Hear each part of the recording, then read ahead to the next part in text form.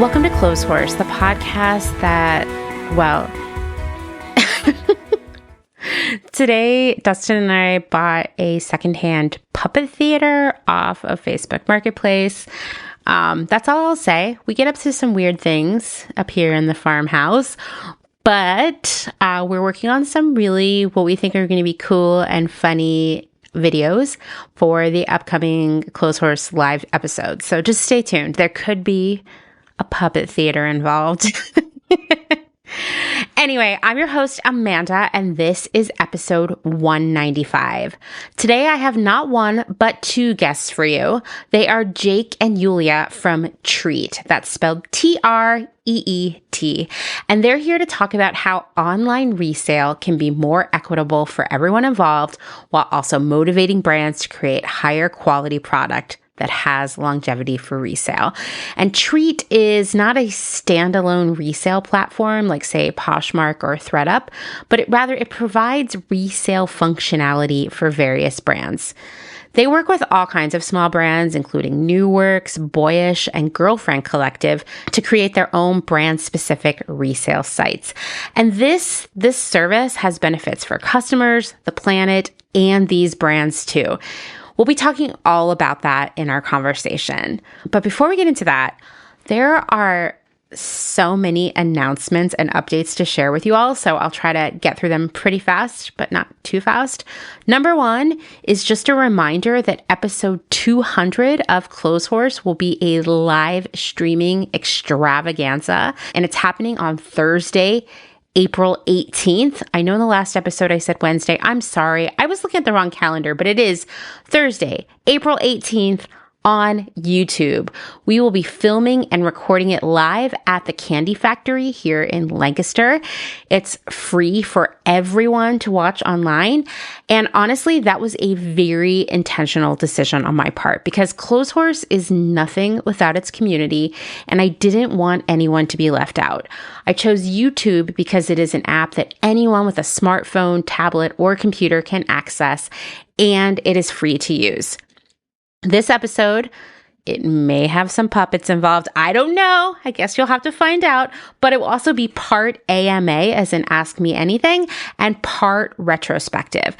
And that's where you come in. Because this episode will also include video, we want to see videos from all of you, sharing your favorite Clotheshorse episode, what you've learned along the way, or any other thoughts you have about slow fashion and why it matters to you.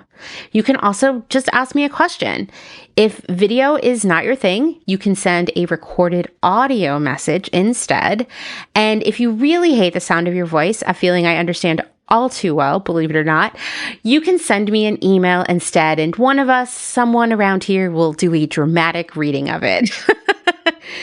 This is really going to be a multimedia extravaganza, but it's going to be like 10,000 times better the more of you submit something for us to discuss in the episode. So please don't snooze on it. I already have anxiety because I haven't received anything yet. I'm just trying to tell myself we're only a few days in, but I do need to get something from you by April 1st because Dustin and I need time to edit and mix in preparation for the live episode. And because the week before the live episode, Dustin is going to be in Baltimore all week recording an album. So we really need that first week of April to get everything lined up. So don't snooze on this. Get those submissions in soon, and you can send your video or audio message or even just a written out email to me via email at amanda@clotheshorse.world. Please do not submit via DM on Instagram. I have learned the hard way. It's really nearly impossible for me to save high quality audio or video from that platform. So don't do that.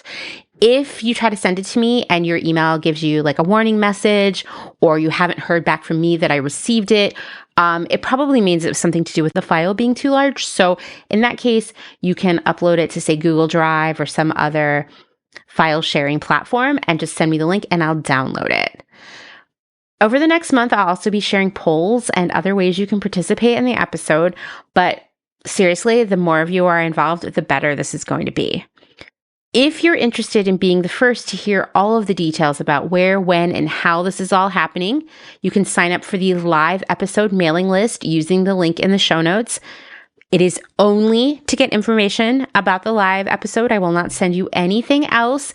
So don't worry about signing up for weird, annoying mailing list. I don't even have the time to send you weird, annoying emails. So don't worry. Okay, so that's announcement number 1. Announcement number 2 is that we have settled on some dates for the Clotheshorse Jamboree here in Lancaster, Pennsylvania this summer. And that will be August 16th through the 18th. That's a Friday through a Sunday. Basically, Friday and Saturday will be chock full of stuff, and Sunday's sort of optional if you want to hang out.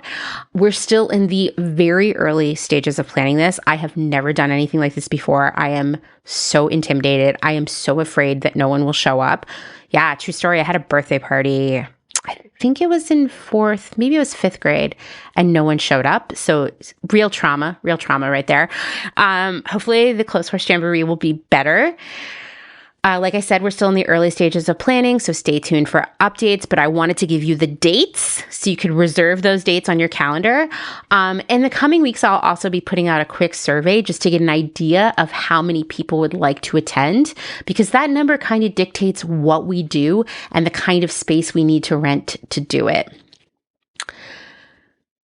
Activities will include a project runway style craft challenge using secondhand materials collected by me, slow fashion bingo with fabulous thrifted prizes, some educational presentations, breakfast at an Amish smorgasbord. Christine said we had to have that. I agree.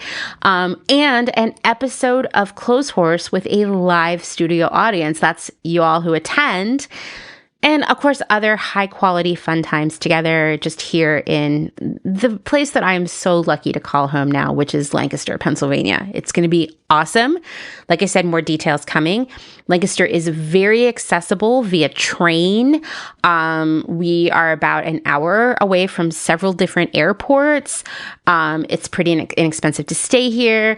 And it will be a trip that I promise you're gonna remember for a long time and have such a great time because it's awesome here. And you'll probably all want to move here, which would be great too. If you are interested in being part of the planning committee for the Clotheshorse Jamboree, drop me an email. I want to get some meetings going soon so we can start figuring things out. I have a lot of ideas. I don't know how to do them all by myself. That was announcement number 2, and we just have one more announcement. That is announcement number 3, if you're keeping count here.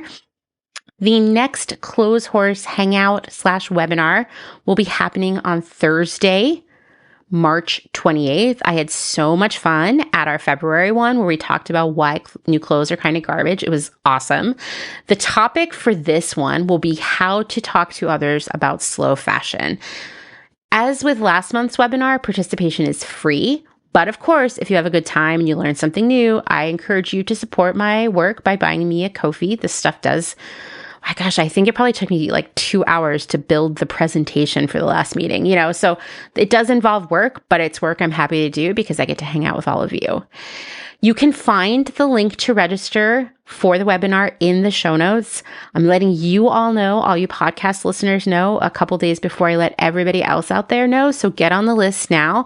Just like the last time, there are only 100 spots available. You don't want to procrastinate. There will not be a webinar in April. So it'll be a while until we have another one because honestly, there's just like way too much stuff going on in April.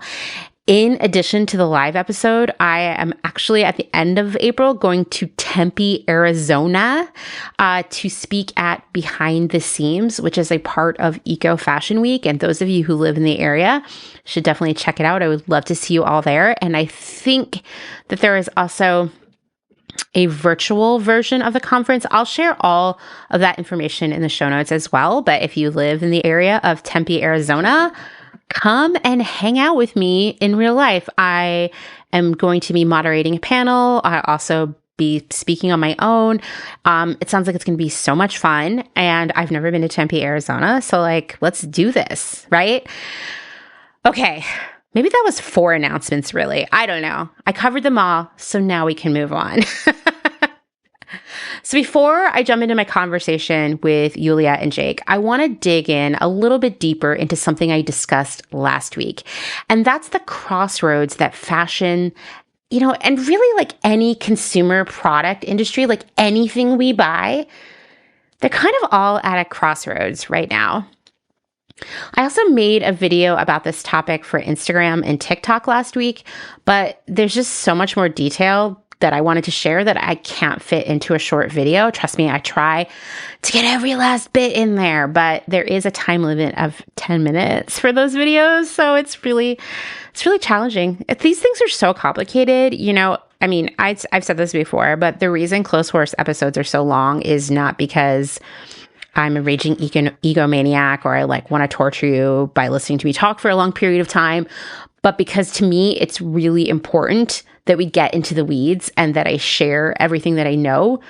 I would feel remiss if I just cut stuff out to hit a time limit. And like, wow, those time limits on TikTok and Instagram, they really kind of kill me sometimes. I'm like, what's the least important thing I said that I can cut? It's very stressful. Anyway, sometimes my heart is like pounding when I'm doing that. That's normal, right? I don't know. Anyway, I want to go into a little bit more right now. And I promise you, just hold on to your hats while I'm talking, that this actually ties into my conversation with Yulia and Jake. It's like funny how things just like work out that way sometimes. So in last week's episode, I mentioned that Swedish textile recycling company Resale had filed for bankruptcy. And you may not have heard of this company, and like no shame if you haven't, because you don't need to be nerding out on this stuff as much as I do. Sometimes I would rather, maybe read a book about Pokemon or something, but here I am reading about companies that go bankrupt. Anyway, this was actually like a big blow for a lot of people working in the sustainability space. We have this weekly Fashion Act meeting where it's kind of the core group of people who are working on lobbying and events and social media and stuff around it. And the news about the bankruptcy had just come out like hours before our meeting. And man, the mood was pretty glum in the meeting. It was like hard. It was just, Resale was a really exciting, and I don't even want to say was, because Resale's not gone forever. All hope is not lost. I'll explain that more. But Resale it's a big deal because Resale has been doing some pretty incredible work, basically fully recycling cotton and viscose textiles and garments into new fabric without adding any new virgin fibers along the way. Do I feel uncomfortable using the word virgin to describe fibers? 100%. But that's the word that we're supposed to use because it means brand new fibers, I guess. But who knew I would just drop in virgin in convo over and over again, and I was talking about neither Madonna nor airlines, go figure. Anyway, so I've told you before that years ago in my career, I worked on a project for a sustainable upcycling company who wanted to do a 100% fiber to fiber clothing line, meaning like every bit of the fabric used in this collection would have been recycled from another fabric. And unfortunately, like 6 years ago, that technology didn't really exist at all. It was really terrible. And in an overall sense, the technology has not progressed as much as it could have. Why? Because, no one's investing money into it. But Resale had done something pretty incredible that to me still it makes me feel like hope is on the horizon, that we are going to get to 100% fully recycled fabrics being the norm over time, right? Right now, we do hear about polyester recycling happening, right? It's very small scale. When polyester fabric is recycled into other polyester fabric, which, like I said, happens very rarely, it requires adding new fibers into the mix because polyester fibers lose their integrity in the recycling process. In fact, it's the same for all plastics. As we know by now, if you've been listening long enough, polyester is made of the same fibers that make plastic water bottles, PET. And plastics in general, PET, can only be recycled once because the second pass of recycling, they just fully disintegrate. And in fact, even to be recycled that first time, often new fibers need to be added to sort of just reinforce the whole thing. And once again, actual polyester fabric recycling is pretty minimal right now because it's expensive and the results aren't great. Most of the recycled fabrics you see that are polyester are made from plastic bottles that have been recycled. That's generally not seen as a great solution because, for one, we already have a way of recycling bottles into, new bottles, so we don't need to divert them elsewhere into a different waste stream. And furthermore, the world as a whole should be moving away from single-use plastic water bottles, so why are we turning them into fabric? It's just not a real solution. It's also a process that uses an incredible amount of energy along the way. It's just not great. But most of the recycled fabrics, as we've talked about, there's a lot of illusion wrapped up in recycling, right? Especially in the world of textiles. But generally as a whole, where were you when you learned that a lot of plastic recycling just doesn't happen? I remember I was in my house in Philadelphia. It was 2020. I kind of cried a little bit. It was more painful than when I learned there was no Santa Claus, for sure. Wow, how disheartening to think that plastic recycling, was right up there with the tooth fairy, which never seemed to add up anyway to me, right? Maybe plastic recycling didn't add up to me either. But we have been sold these illusions of recycled fabrics that are really just plastic recycled into plastic. And we've been sold this illusion of textile recycling with textile recycling companies, when really what they're doing is sort of using logistics to move these textiles into different places, whether it's industrial uses where they're shredded or sold off to thrift stores and resellers, or, shipped overseas as part of the global secondhand clothing industry, right? So illusion. Renewcell is not illusion. It's actually reality. Renewcell's process removes all of the zippers, trims, labels, and dye from cotton and viscose garments. They can work with basically any cellulosic plant fiber, ideally items that are at least 95% cotton. That's their sweet spot.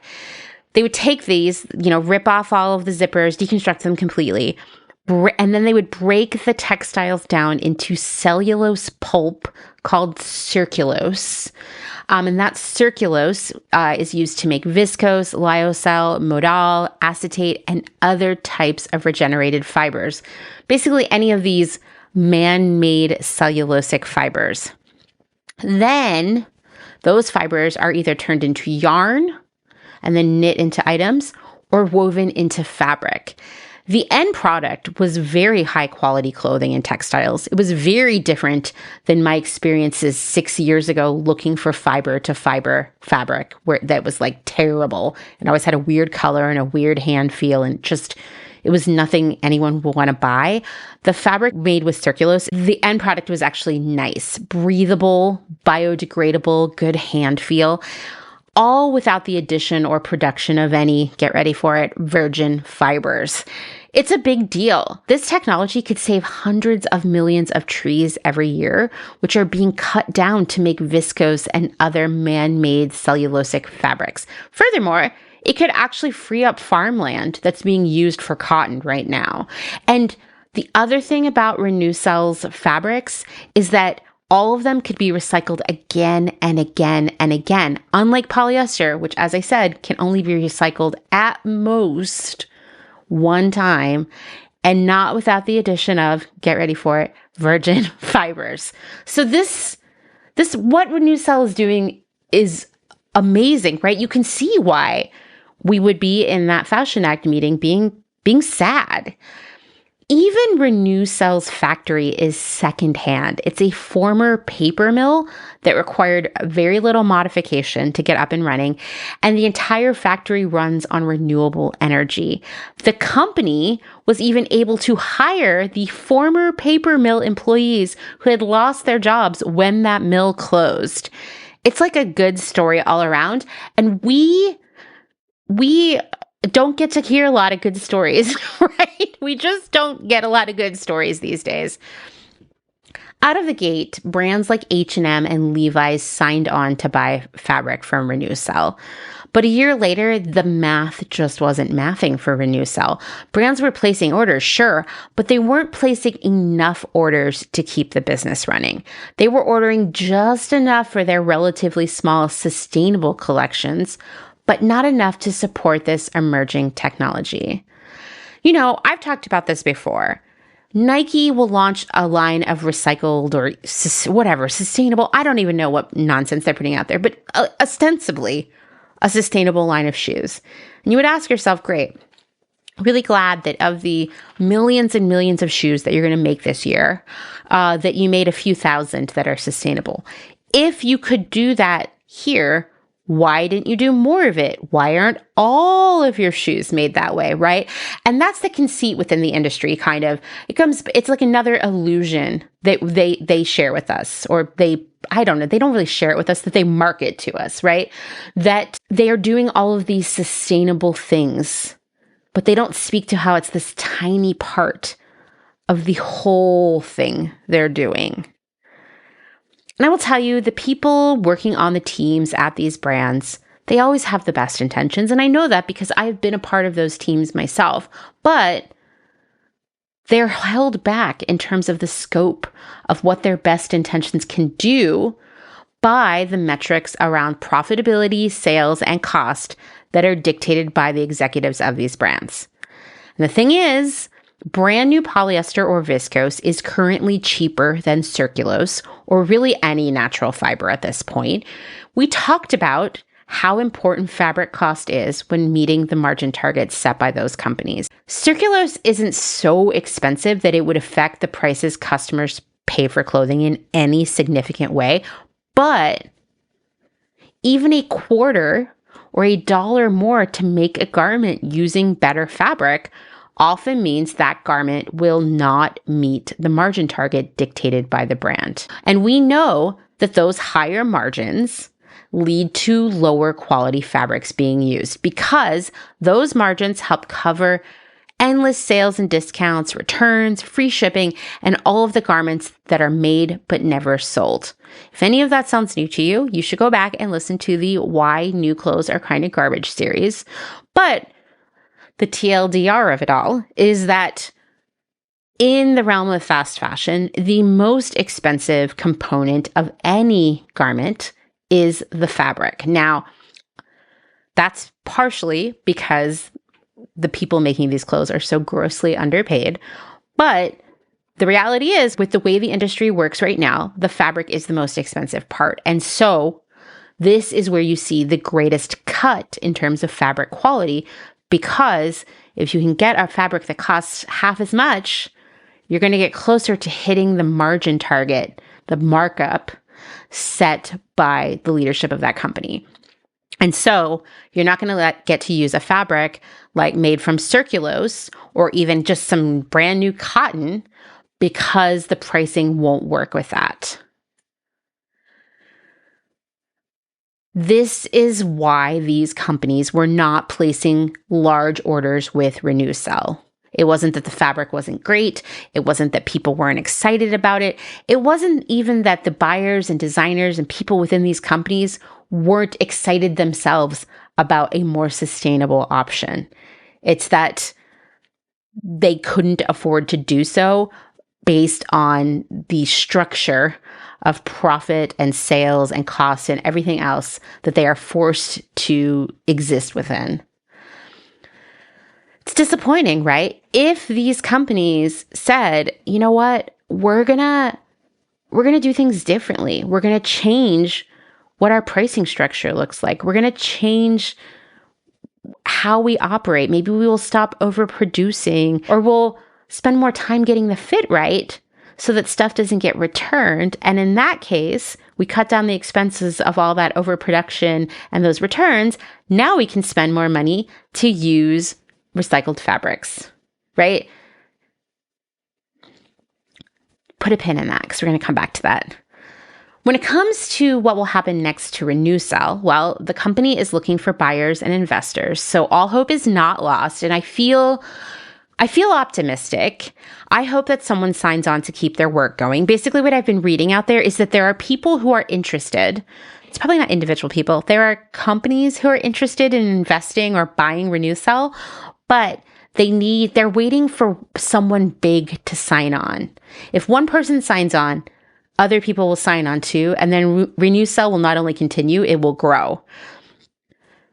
Right now, Resale only has one factory, but if recycling textiles in this way became the norm, it could replace the kinds of fabrics we are being offered now. And here's the thing about what Resale is doing is it's not some mind-blowing technology. I mean, they're using a paper mill to do it, right? They just figured out how to do it and it works. And it's not like sending someone to the moon. Like, this is actually scalable in a reasonable way. If recycling textiles in this way became the norm, it could replace the kinds of fabrics we are being offered right now. How it becomes the norm is by brands making the investment in buying the fabric from Resale, right? In a much bigger way. Scalability, aka true textile recycling becoming the norm, would bring down the prices of circulose and other recycled fabrics even more. And my guess is with time and investment, technology for recycling textiles would improve and expand. Surely Resale would be able to spend some of that money on research and development into other kinds of fabrics and recycling them. Like, maybe we could actually figure out how to turn polyester into something good. Over time, with the pricing coming down for all of these recycled textiles, there would be no need for these brands to continue to source cheap polyester and viscose. So the use of resources like fossil fuels, which are needed for polyester, and trees, which are needed for viscose, they would decline, because instead we would just be turning fabric sort of infinitely into new fabric. If brands stopped using polyester, we might actually see a decline in microplastics pollution. We would have less synthetic fabrics creating a toxic mess when they break down in the landfill. And in general, we as wearers of clothing would be offered more breathable, comfortable fabrics with longevity. It's a good thing. It starts, well, first off, with someone investing in Resale and keeping it going, but then with these brands actually using more of this fabric. None of this happens until big brands sign on to use circulose in a significant way. Not even like, I don't even think it would have to be 25% of the clothing they made, because right now it's probably less than 5%. Even going up to 10 or 15% would be what it takes to get Resale's technology to expand and become even more scalable, right? Right now, the factory produces on an industrial level and pretty efficiently, but they just don't have enough orders to keep it running. The company can't grow and open more facilities if brands aren't writing bigger orders. And right now, like I said, they're ordering just enough to have something to brag about in marketing emails about, their commitment to sustainability and their new sustainable collection. We need much more than that. We need them to actually back up those statements with action. Funnily enough, and maybe only slightly funny if you love Schadenfreude, which I kind of do, and you probably do too, Resale isn't the only company having business problems right now. It's a lot of the fashion industry that is struggling right now, with brands across the board from URBN, which is the parent company of Urban Outfitters, Anthropologie, Free People, and Nuuly, to H&M, to Revolve, to Zara, posting decreased sales and other metrics that concern investors and shareholders. Why? Well, you have to remember that all of these brands adopted the fast fashion model after 2008 to not only stay in business, but to also continue posting growth in sales and profitability year after year after year. And it worked, well, kinda, but now it's not working so great thanks to the arrival of ultra fast fashion, what I call fast fashion 3.0, in the form of Shein and Temu and Cider, AliExpress, and lots of sellers on Amazon. These companies, the fast fashion 3.0 brands, are able to offer clothing even cheaper, even faster, and with an almost infinite set of options. I mean, Shein launches 5,000 new styles every day. It is selling dresses as cheaply as $2.85. Go look for yourself, with lots and lots of options under $10. I'm not even going to go into a $2.85 dress. I mean, you know what I'm thinking, but like, seriously, how good could that be? It makes me angry that that's even an option, because there's no way the maths in any decent way for a $2.85 dress. Anyway, I could talk about that for like 3 hours. Any retailer with stores, warehouses, and corporate offices cannot compete with that kind of pricing. They just can't. And furthermore, the big now, like, I guess, old-timey fast fashion brands, like Urban Outfitters, like H&M, like Zara, they have to pay duties on the stuff they import, which is everything, while Shein, etc., they don't have to do that. It makes it basically impossible for brands to compete with Shein. Right now, the fast fashion brands are struggling because they are losing customers in two groups. One are those that opt to shop from Shein and the other fast fashion 3.0 brands because they want low prices, they want ease of shopping, and they want nearly infinite options. And we cannot forget that Shein and these other platforms, they offer plus sizing when all these other ding-dong companies here at the mall don't. Like, come on, guys, get it together. Make clothes in all sizes. That's a whole other thing, but it's the same sort of thing. Like, why isn't that the norm? A big brand needs to lean into it fully and stick to it, and then all the other brands will be forced to do the same thing because it will become the norm, right? So there's that customer segment that these brands are losing. But then there are those that are fed up with the low quality offered by fast fashion, because clothing has truly become abysmal in the fast fashion era, even if you're paying more money for it, right? There are also those of us that are thinking about the impact of all these clothes, right? And so this whole group of customers are no longer customers of these big fast fashion brands because they're shopping secondhand, or they're shopping from ethical brands, makers, etc. Maybe they're even making their own clothes. And yeah, this has an impact on these businesses too. Think about how so many of us have stopped shopping so much. We aren't the only ones, and it is making a difference. So we've got two segments of customers walking away from these big, now old-timey fast fashion brands, right? People who are leaning into Shein and people who are leaning into sustainability or pursuit of higher quality clothing, or just don't want to be on the fast fashion hamster wheel anymore. So these brands are at a crossroad. They're losing a lot of customers. They need to get them back if they want to continue as they have been continuing. What do? Well, they have two choices here. One is that they can try to compete with Shein, and I'm going to tell you, they're going to fail. They can't keep up with the pricing offered by Shein, no matter how they try to cut expenses by reducing staff. And yeah, that's one of the reasons you see almost no one working in any store you visit right now at the mall or a big box store. It's like, where are the people who work here? Oh, there aren't people who work here because they don't want to pay people to work there because they're trying to compete with low prices and nonsense like that. They're cutting back other expenses. And of course, we know they're cutting back the quality of the stuff they're selling us. They are struggling to keep up with Shein and Temu and Amazon, etc. They can't offer 5,000 new styles every day unless they want to get super serious about stealing designs, which we know Shein does. Shein gets away with it on a much larger scale because of its Byzantine corporate structure, which makes it impossible to hold the company legally liable for anything. We also see this on Amazon. We see this on Temu. We see this on AliExpress. No one can really do anything about it. These companies who are based in the US or Canada or Europe, they could actually face some legal repercussions, or at the very least, some legal bills for stealing on that level. How could they possibly keep up with Shein? They can't meet the prices and they can't offer the infinite assortment. They just can't do it. There is a better option for all of these companies. They could go in a completely new direction by leaning into higher quality stuff, reducing the number of new styles, slowing things down so they can get the fit and the details right, and truly offering clothing in more sizes that actually fit.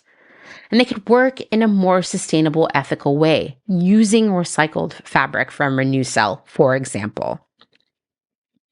If I look at a brand like, say, okay, we'll just say it, Urban Outfitters. I worked there for a big chunk of my career. I saw this descent into fast fashion. And I'll say, like, our quality was never amazing, but it was better at our sister brands, Free People and Anthropologie. Now their quality isn't there either. They've all adopted the fast fashion model, and people are getting fed up with it, right? If I were going to give them advice, if they, for some reason, wanted advice from me, not really sure why, but I am wise, so maybe they should take my advice. Here's what I would say to them. I would say, listen, you don't want to be Shein. You never wanted to be Forever 21. You never wanted to be H&M. Everything you did from 2008 until now was to try to differentiate yourself while still adopting that fast fashion model. You wanted the profitability and the sales of fast fashion without being identified as fast fashion. And you did it, right? You built beautiful stores with incredible display. You know, you worked with the right people to make the brand look good. Back in the day, you used to throw events and have great music, and you didn't get the same feeling going into, say, an Anthropologie store. You still don't, that you would get going into an H&M, right? It feels fancier, even if the clothes inside it are not. Here's what I would say to them. Well, y'all spent all that money and all that time trying not to be fast fashion while being fast fashion. What if now you actually took it the whole way and you said, yeah, that's right, we're not fast fashion because we make stuff that is nicer. We make stuff that lasts longer. We make it in a lot of sizes that fit people really well. And we actually do sustainable, ethical things like pay living wages, like have safe factories with good working conditions, like using awesome recycled fabrics and natural fibers. We're reducing our use of polyester by this percentage. We are making clothes that are special, that might cost more than Shein, but will give you so much more value because you'll have them for a long time and they'll be truly special because you know that they were well made. That's what I would tell them to do. I would say, you can't keep up with Shein. Why would you try it?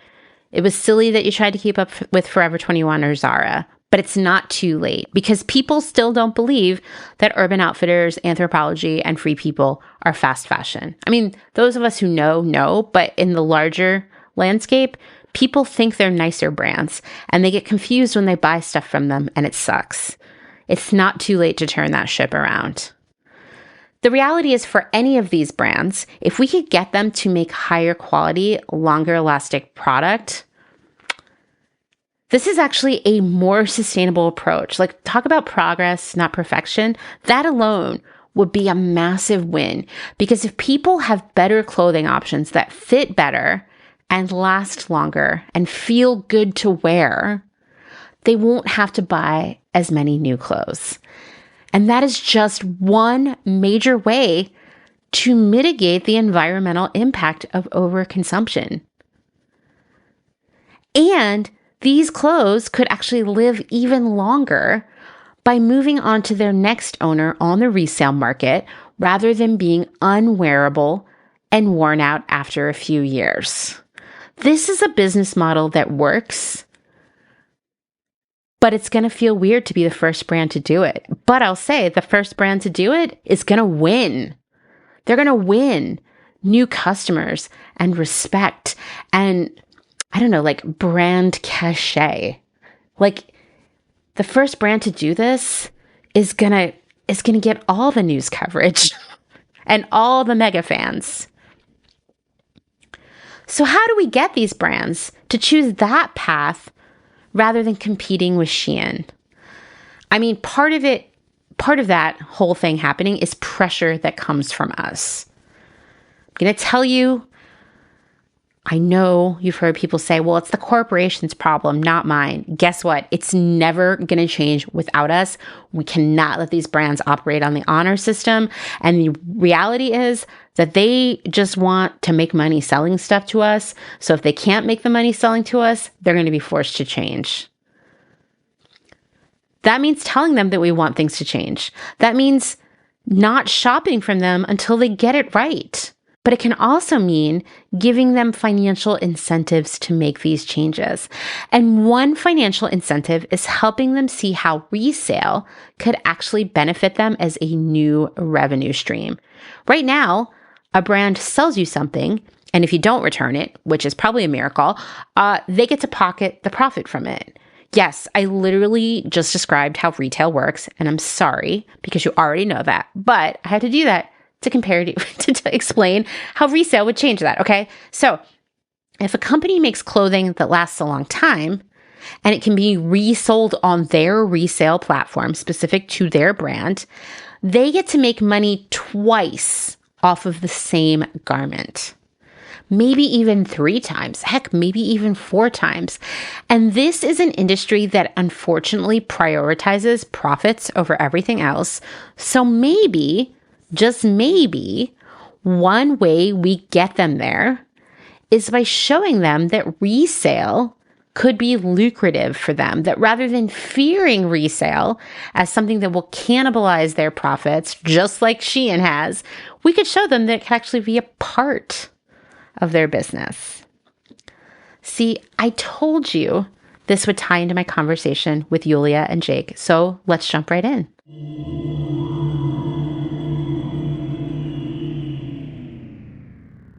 All right. Why don't you two introduce yourselves? Sure. First of all, Amanda, thank you so much for having us on. I'm Jake, the co-founder and CEO of Treet. Hey, Amanda. Thank you so much for having us. As Jake mentioned, I'm Yulia. I'm the head of marketing at Treet. How does Treet differ from the other second-hand platforms like Poshmark and ThredUp? Yeah, Amanda. So great question. So the existing platforms like Poshmark, ThredUp, Depop, eBay, et cetera, those are all marketplaces with thousands of brands. We basically white label that ability for brands because historically brands have just seen their items get listed across all these different marketplaces, but haven't been able to own this experience for themselves. And so we make it really easy for brands to basically have their own version of Poshmark, where their customers can buy and sell items from each other in exchange for cash and credit, back to the brand and a whole host of other types of resale. That was a great way to explain it. I can tell you do that an awful lot.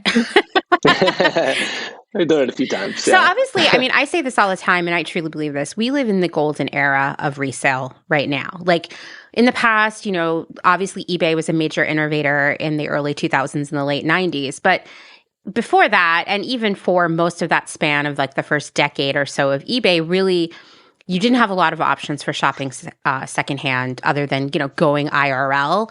And then eBay sort of expanded that a little bit, but it still wasn't as much like contemporary brand stuff. So, we're obviously in an era now that I'm happy to live in where it's really easy to shop secondhand. But in the midst of all this, and obviously there's been like so much conversation about secondhand now, I mean, I would say like for the last 5 or 6 years, like within the industry as this being like the future, how did Treet get started? Like, were you sort of like, oh, I see that the industry is talking more about the importance of secondhand, or was it something else that motivated you? Mm-hmm. Yeah, it actually stemmed from my love and passion for the outdoors and sustainability in general. So for the last about 15 years, I've been in the e-commerce space, either starting my own D2C brands or I was previously at Indiegogo launching hundreds, maybe even in the thousands of brands, their pre-order campaigns on our platform. And the original concept was actually just a D2C brand that was going to incorporate what Treet ended up becoming. So seeing the writing on the wall with conscious consumerism and the opportunity for brands to be in this space, but to create like a circular first brand. And upon the trials and tribulations of doing that, we realized that there was a much bigger opportunity as we dug deeper and deeper into the secondhand space, the circular space, and seeing the appetite to not just do this for one brand, but could we be the engine that powers thousands of brands to do this? And at the time, there was only a handful of brands doing resale. There was Patagonia had their worn wear program. North Face had a great program as well. But for the tens of thousands of other brands out there that couldn't afford to do that type of resale program at scale, that's where Treet really came in to kind of like democratize resale in a way to make it easy for any size brand to actually launch their resale program. That's amazing. I mean, I do think like that's been, one of the conversations out there is like for the larger sort of fast fashion brands has been like, well, we need to get in on resale now too. Like that. I mean, we're going to get into that later, but I think that as the industry has been observing how these larger platforms have been functioning, it has made brands more interested in launching their own.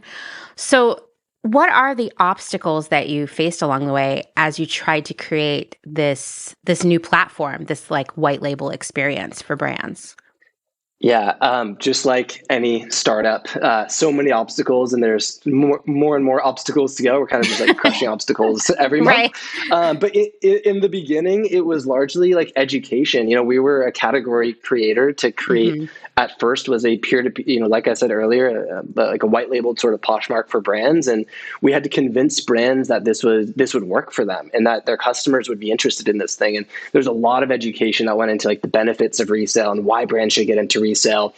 And there was initially fears of cannibalization. Would this cannibalize our new product sales? And what happened? Like, why would we want to do that?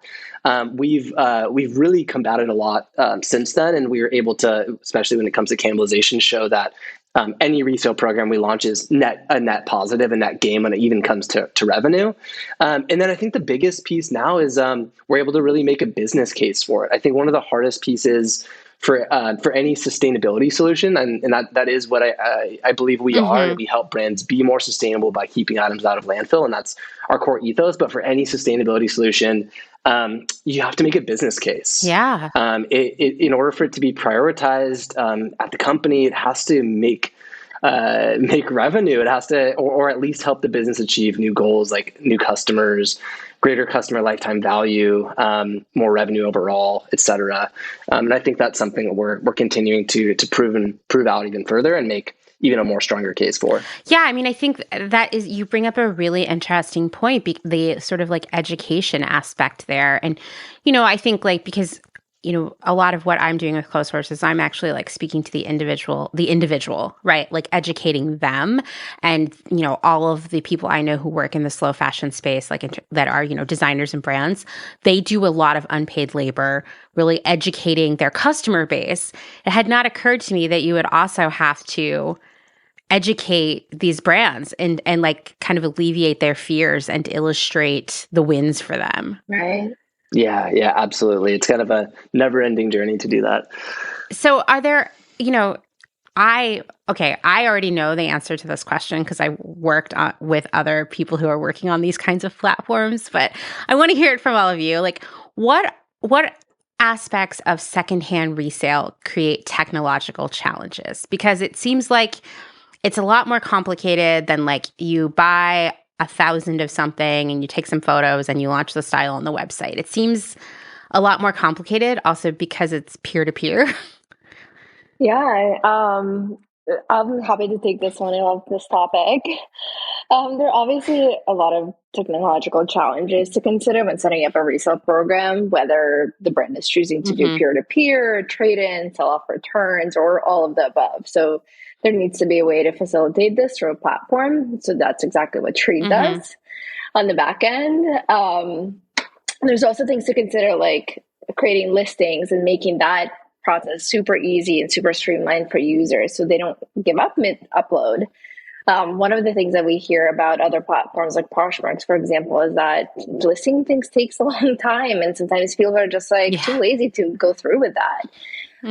We actually try to make it as easy as possible by integrating with the brand's Shopify platform. So we can actually pull up the order history for that customer. And he or she can just, click, say, yes, this is the item I'm trying to sell. And a lot of the product details populate automatically just to really speed up the process. Wow. That is a win right there. Yeah. It is such a win. Yeah. It was such a cool thing that we launched at the beginning of last year, and definitely was a feature that increased our listing by tenfold. And then also, if you think about it on the shopping side of things, there's things like generating a prepaid shipping label when something is purchased. So there's a lot that goes into it, and partly the reason why our product team is the largest at Treet.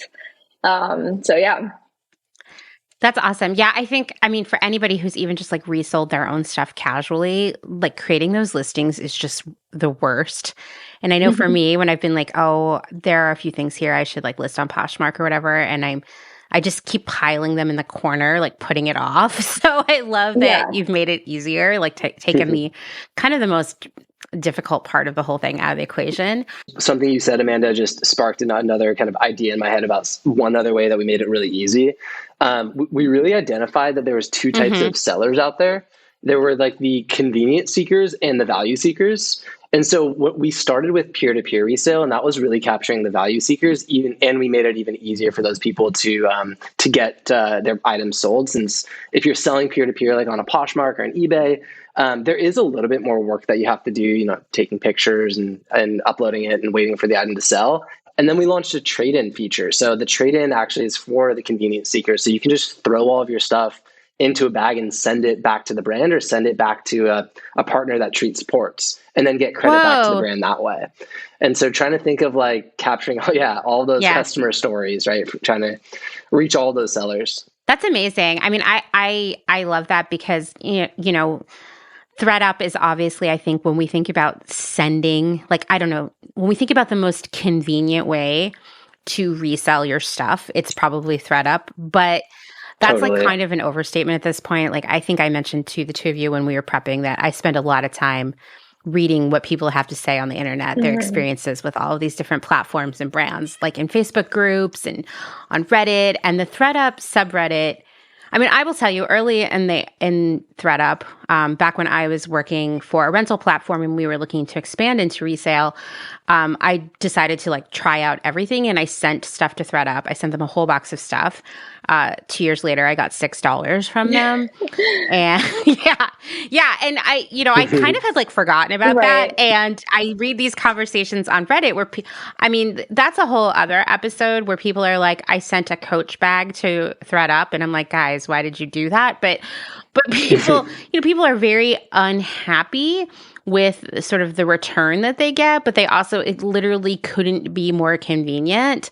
But I do feel that people, who are sending their stuff in, I mean, the customers obviously benefit from it, but the sellers don't feel like it's very equitable. So I think, to me, like, the future of resale is finding that like point that merges convenience and equity, and that's the hard one, right? Because convenience costs money.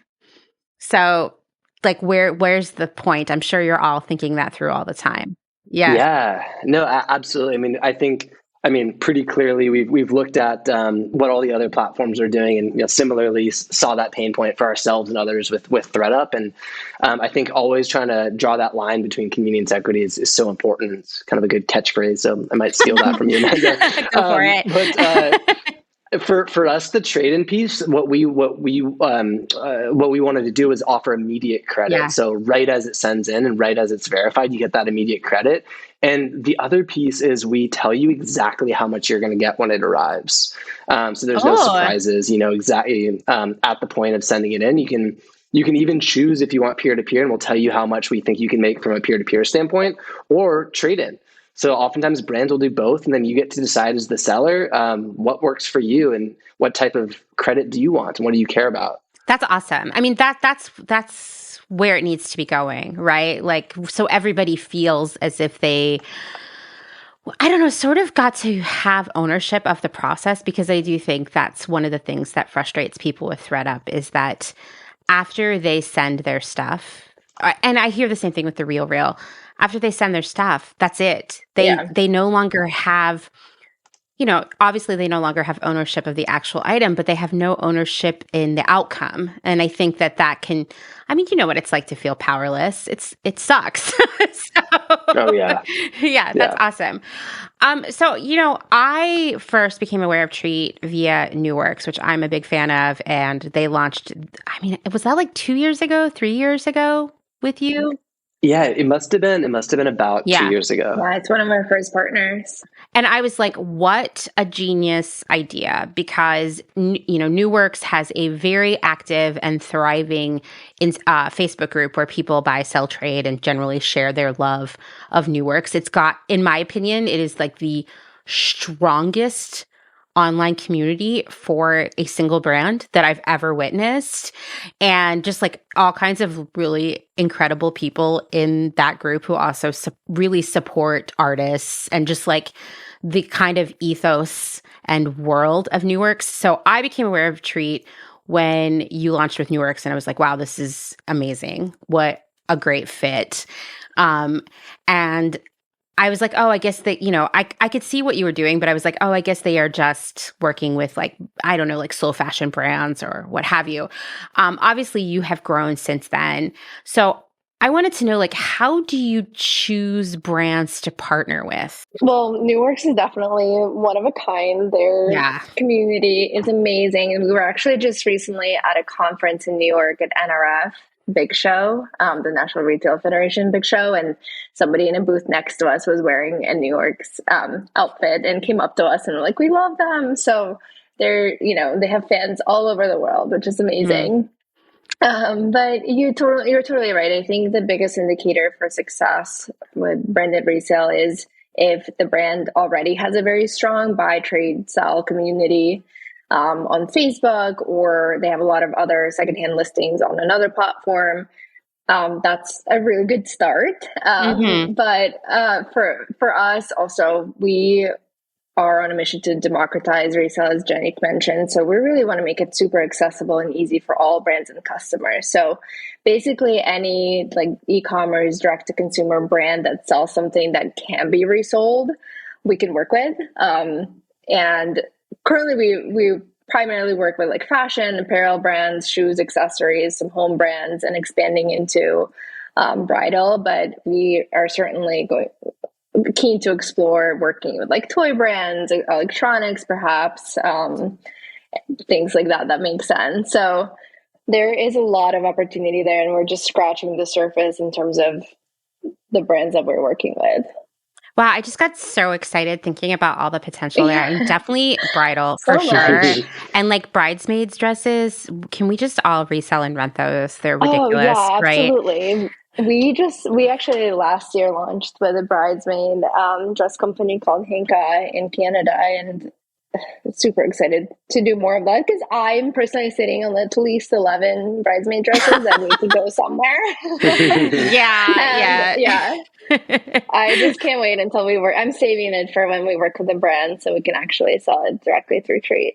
That's awesome. Yeah. And toys is such a smart idea too, especially when you think about brands like Lego or I don't know, brands that have this like, because I think the thing about Newworks is it has this collectability element to it. I would say like obviously bridesmaids dresses don't unless you really like, I don't know, being depressed, but like, or you have really big closets. You have a really big closet, yeah. And the thing about bridesmaid dresses is you always say like, oh, I'm going to buy something that I can wear again. And like, you literally never do, no matter how hard you tried to find something that you would somehow like cut short and wear out. You never do it, right? But like thinking about things like Lego, for example, that have this high collectability factor, like I had talked to you when we were preparing. I was like, oh, you should really be working with Selkie. Like people really like they collect that stuff, and they also have they have multiple Facebook groups actually at this point. But I do think when I look at both Newworks and Selkie, for example, the people who buy those items, they are very mindful that they do have strong resale value.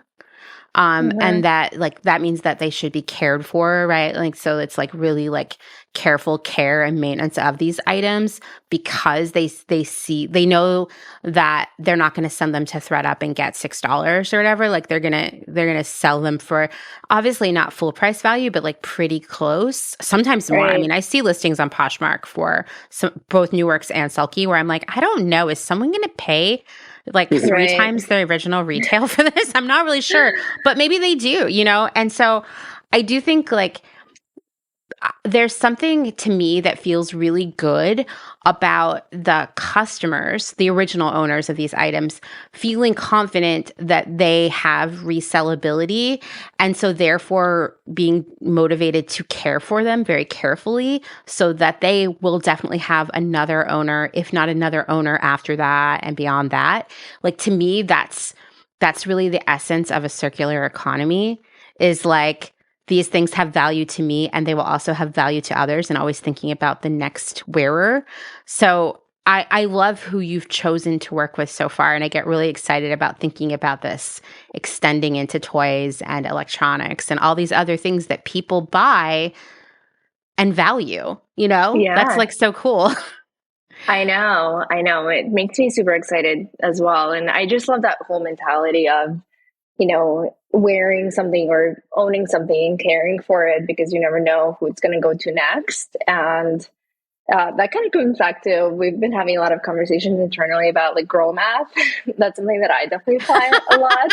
Yeah. But if you think about it, you're just buying something and then you're like, okay, this is $300. But if I buy it now, I wear it a couple of times, I take really good care of it, and then I sell it for $100, and it only cost me $200.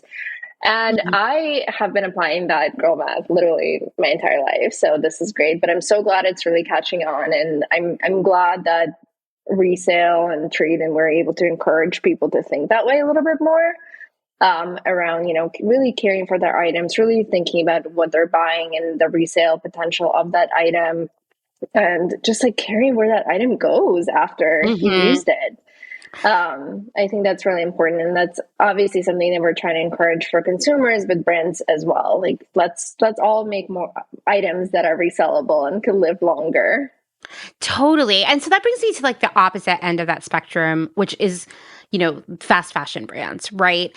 And when we were preparing for this, I was telling, and I think everyone has heard about this, how Vestiaire Collective was saying that they were no longer going to allow fast fashion brands on their resale platform. And I'm very curious to hear your thoughts on that. I'm very troubled by that because I think it reinforces this idea that fast fashion brands, like that clothing, has no value. And so people kind of don't take care of it or don't hold on to it for a long time or have low expectations about the longevity. And so just dispose of things and cycle through it really, really fast. Are there brands, I'm not asking for names, but like, would you be open to working with like a Zara or an H&M or just like a known fast fashion brand or mall brand? Yeah, so definitely heard about this, and we discussed that internally a lot as well. I think them banning fast fashion probably comes from a place that wants to discourage people from buying it in the first place, which I get.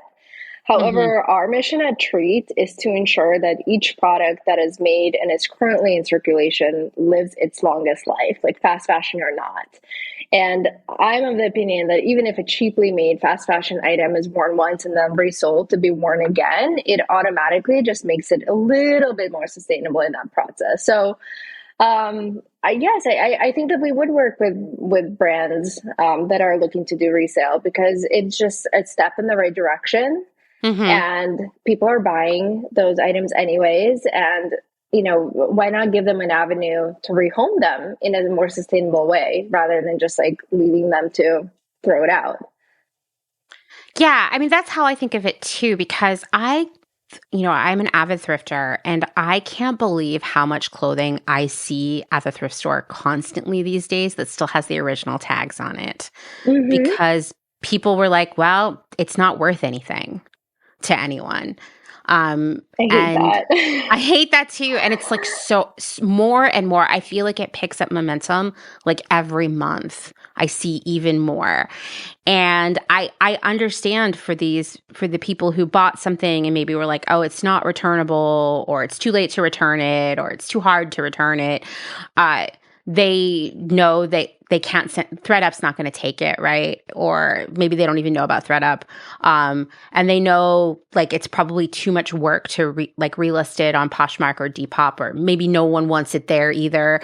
And so just, it's like trash or donation bin. And sometimes those are the same thing, so I see, I don't know. I mean, someone once told me on Instagram, we were talking about fake leather versus secondhand leather, like the ethics of it all, right? And I said, I will always say, like, if you want to wear a secondhand leather jacket, like, go for it. And someone said, well, if you wear secondhand leather, you just encourage people to buy brand new leather. And I was like, I don't think that's true at all. Like, that's not a good... That's apples and oranges. Like, that's not a good correlation. Yeah, very hard to make that comparison. Right. Like, maybe if you wore secondhand leather and people liked it, they might be motivated to look for secondhand leather too. Maybe they would try to find something that was like so-called vegan leather. I doubt it. I just don't see the correlation. And so I feel like by making it harder for people to resell fast fashion, I'm not really sure that you are stopping them from buying fast fashion, right? Mm-hmm. You're just changing their girl math, right? Right, exactly. So it's something that we talk a lot about this at Treet, and it's really hard to change behaviors. Right. Like, we want to encourage the right behaviors, but you can't just change behaviors. And so it's you can't go it's like pushing a boulder up a hill. And if it's happening anyway, we want to make sure it happens in the right way, and we encourage the right amount of volume to flow to make sure that those items aren't being disposed in landfills. And if people are buying fast fashion brands on these platforms and they're interested in doing it, then we want to make sure that the ones that are interested in selling would be interested in potentially selling them through the branded resale site. We don't work with many fast fashion brands today, so we are talking about a future question, a hypothetical, but as Yulia mentioned, our goal really is to make sure that every item created lives its longest life possible, and this kind of falls squarely within that mission.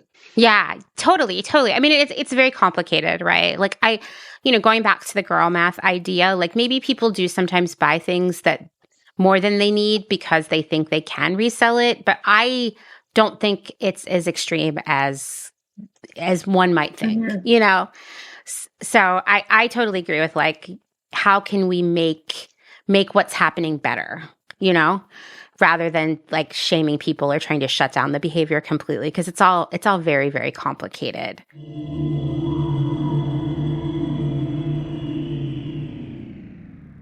Let's take a moment to thank some of the incredible small businesses who keep Clotheshorse going via their generous Patreon support. Selena Sanders, a social impact brand that specializes in upcycled clothing using only reclaimed, vintage, or thrifted materials, from tea towels, linens, blankets, and quilts. Sustainably crafted in Los Angeles, each piece is designed to last in one's closet for generations to come. Maximum style, minimal carbon footprint. Shift Clothing out of beautiful Astoria, Oregon, with a focus on natural fibers, simple, hardworking designs, and putting fat people first. Discover more at shiftwheeler.com.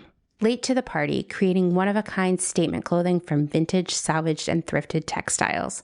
They hope to tap into the dreamy memories we all hold. Floral curtains, a childhood dress, the wallpaper in your best friend's rec room, all while creating modern, sustainable garments that you'll love wearing and have for years to come. Late to the Party is passionate about celebrating and preserving textiles, the memories they hold, and the stories they have yet to tell. Check them out on Instagram at Late to the Party People. Vino Vintage, based just outside of LA. We love the hunt of shopping secondhand because you never know what you might find. Catch us at flea markets around Southern California by following us on Instagram at vino.vintage so you don't miss our next event. Gabriela Antonas is a visual artist, an upcycler, and a fashion designer.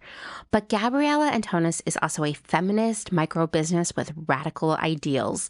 She's the one-woman band trying to help you understand why slow fashion is what the world needs. If you find yourself in New Orleans, Louisiana, you may buy her ready-to-wear upcycled garments in person at the store Slow Down at 2855 Magazine Street.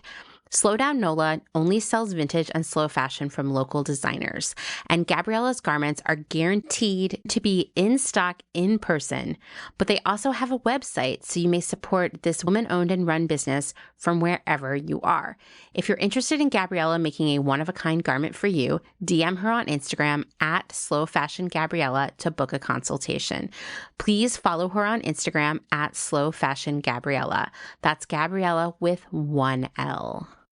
Dylan Page is an online clothing and lifestyle brand based out of St. Louis, Missouri. Our products are chosen with intention for the conscious community. Everything we carry is animal-friendly, ethically made, sustainably sourced, and cruelty-free. Dylan Page is for those who never stop questioning where something comes from. We know that personal experience dictates what's sustainable for you, and we are here to help guide and support you to make choices that fit your needs. Check us out at dylanpage.com and find us on Instagram at dylanpagelifeandstyle. Salt Hats, purveyors of truly sustainable hats, hand-blocked, sewn, and embellished in Detroit, Michigan. Find us on Instagram at Salt Hats. Gentle Vibes Vintage. We are purveyors of polyester and psychedelic relics. We encourage experimentation and play not only in your wardrobe, but in your home too. We have thousands of killer vintage pieces ready for their next adventure. See them all on Instagram at Gentle Vibes Vintage. Thumbprint is Detroit's only fair trade marketplace, located in the historic Eastern Market. Our small business specializes in products handmade by empowered women in South Africa, making a living wage, creating things they love like hand-painted candles and ceramics. We also carry a curated assortment of sustainable and natural locally made goods. Thumbprint is a great gift destination for both the special people in your life and for yourself. Browse our online store at thumbprintdetroit.com and find us on Instagram at thumbprintdetroit. High Energy Vintage is a fun and funky vintage shop located in Somerville, Massachusetts, just a few minutes away from downtown Boston. They offer a highly curated selection of bright and colorful clothing and accessories from the 1940s to the 1990s for people of all genders. Husband and wife duo Wiley and Jessamy handpick each piece for quality and style, with a focus on pieces that transcend trends and will find a home in your closet for many years to come. In addition to clothing, the shop also features a large selection of vintage vinyl and old school video games. Find them on Instagram at High Energy Vintage, online at highenergyvintage.com, and at markets in and around Boston. Vagabond Vintage DTLV is a vintage clothing, accessories, and decor reselling business based in downtown Las Vegas, Nevada. Not only do we sell in Las Vegas, but we're also located throughout resale markets in San Francisco, as well as at a curated boutique called Lux and Ivy, located in Indianapolis, Indiana. Jessica, the founder and owner of Vagabond Vintage DTLV, recently opened the first IRL location located in the Arts District of downtown Las Vegas on August 5th. The shop has a strong emphasis on 60s and 70s garments, single-stitch tees, and dreamy loungewear. Follow them on Instagram at Vagabond Vintage DTLV and keep an eye out for their website coming fall of 2022.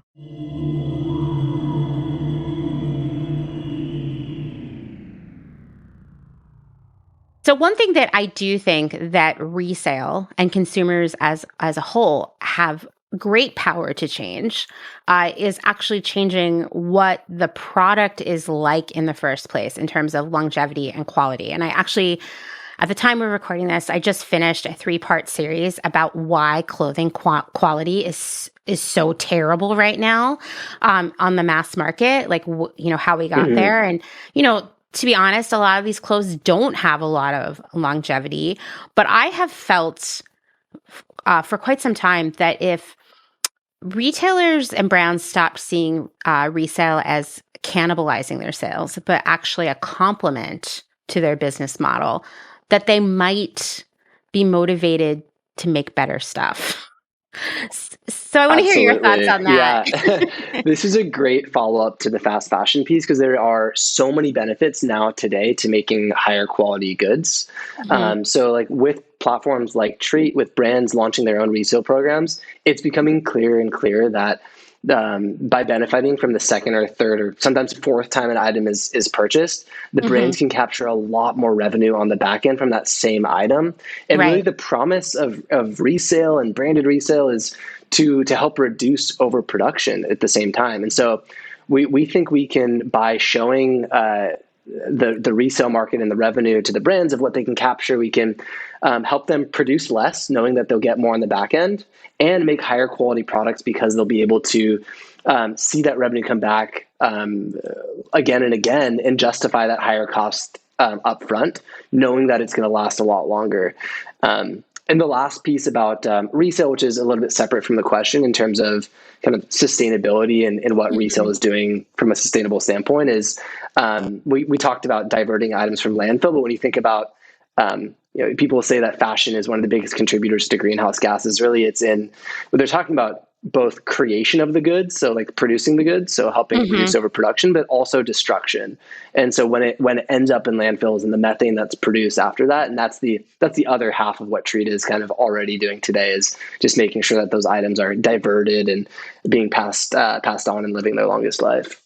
Yeah, and that's a really good call out that I think a lot of people don't think about, is that end life. I have been working with a group to pass the Fashion Act in New York State, which would ultimately change how all clothing is manufactured in the world, because basically brands would have to adhere to the requirements of the Fashion Act, or they would be unable to sell in New York, which is the 10th largest economy in the world. So it's like, it would have wide sweeping changes. And one of the people in our group, we were meeting with some legislators and kind of walking them through all of it, giving them the TLDR of the act and why it's important. One of the people in the room, who is an expert in the area of specifically the climate impact of fashion, he described the end life of clothing in landfills as a methane bomb. That the greenhouse impact is far greater than anyone is imagining or was imagining, because we're kind of just learning right now what's going to happen, because all these synthetic clothes haven't been around long enough for scientists to really know. And furthermore, the rate of overconsumption is so new still that we're like experiencing and learning about the impact in real time. There's no historical data to pull from and say, like, here's what a landfill full of polyester clothes does. Like, we're learning it as it happens. It's like really frightening. So scary. Yeah, it really is. Yeah. And so I think it's podcasts like this and just sharing that information, you're helping educate folks to help live, a more sustainable lifestyle, more circular lifestyle as well. And so I think that's also a piece of it. Can we get the word out? Because I think just, that word is really scary, like a methane bomb. Yeah, when he said that, I cringed. Yeah, yeah, exactly. Like, wow. It really stands out. Yeah. And so, well. Yeah, and I do think like education and outreach is really important. And what I like about a platform like Treet that is working with specific brands is that just by being there and providing this service, both Treet and the brand itself are actually providing outreach and education about the importance of secondhand, even as just like a side effect. It like destigmatizes secondhand, Totally. And so it works on all these different levels, which like, that's why I'm so excited that secondhand is so mainstream right now. And I want it to stay there, Yeah, us too. And we've really like weaponized the brands in a way to kind of be our army. I don't know if that's too harsh of a metaphor, but like to spread the gospel. We really, going through the brands, they have the best data on who has the items in their closet. And so we're making secondhand buyers and shoppers from people that have never purchased or sold anything secondhand before, because the brands are able to access that, and through the trust that they have with their customer, they're able to capture that and turn them into secondhand buyers and sellers. Yeah, absolutely. And just make it a part of life, that everybody Totally. thinks about. Normalized. Yeah, exactly. And it's just like when you buy something, you think about what's going to happen to it next when you're actively buying it. Like not even like a month or two later, like at the moment. Exactly. At point of purchase. Totally. Yeah. Yeah. And I think that alone is a really powerful change in human behavior, because we generally don't think a lot at all about what we buy. We just buy it. We think about maybe when we're going to wear it, or how we're going to feel when we wear it, or what we're going to wear with it, but we're not thinking about like what will happen to it next, certainly until we are like, I can't fit anything else in my closet, So that alone, thinking about the long term it's kind of like, when people are like, one easy thing you can do. You're right. Maybe that's the easiest thing you can do to change up your relationship with clothing and how much you buy. And that's really with anything, is if you're at the moment of purchase thinking about what happens to it next after you. So I don't know. There's some advice for everyone. So we talked a little bit about like how you get like the brands, how you talk them into it. I mean, what has like feedback from the brands been once they've done it for a few months or a year? Well, I think the proof is in the pudding. We very rarely lose a brand once they launch on Treet. And there are monthly fees for working with us. So we have like a small monthly fee, and then we get a small percentage of every sale, and the brands get a percentage of every sale. And so we have a mutual incentive to make sure that these resale programs are really successful, because honestly, most of our money, how we fund our business, is through what we call like the GMV, or the sales that go through the platform. And we work really hard to make sure that these sites are working for brands. And so one of the things that we do is we have like, this is a very jargony word, but like a marketing automation platform where we basically build this like self-perpetuating funnel. Again, like more and more buzzwords. But it's basically fancy speak for saying like we create features that help buyers find the items they're looking for and help sellers list their items faster. And so, for instance, like a buyer, if you go to their website and you're not able to find an item you want, you can sign up to be notified when that item is listed. And then we actually reach out to automatically potential sellers that have that item in their closet and let them know that people are looking for this item. And so we do like this sort of buyer seller matching. And the only way that we can do that is because we have all this data from the brands in order to do that. And we can send post-purchase emails to customers. And so we actually know what the average length of time is after a first purchase before you might be thinking of resell it across every category and even specific brands. And so we can say, hey, it's been 8 months and 3 days. We should probably let the customer know that, hey, hope you're loving that item. If you're not, or if you're ready to move on, here's a way that you can do it sustainably and gracefully and move on to your next item.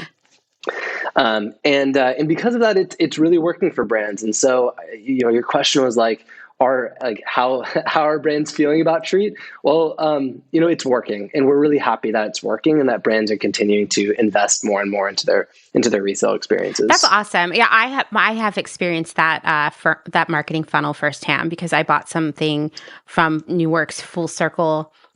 Probably about a year and a half or two, right after you launched, actually, I think.